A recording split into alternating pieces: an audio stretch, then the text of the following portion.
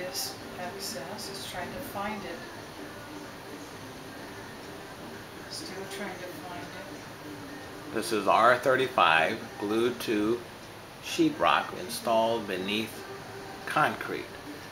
This is a flat cable for surround sound with all the electronics stored in the closet, with an outlet behind the TV. And there's the electronics I'm not moving. in the closet. Okay. Let's get this one up. Okay, you can record him putting one up if you want.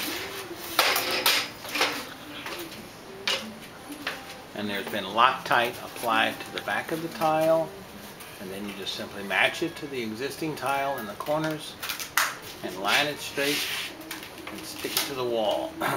These tiles were already pre-painted and done by the customer with a water-based paint. And that's how you do it.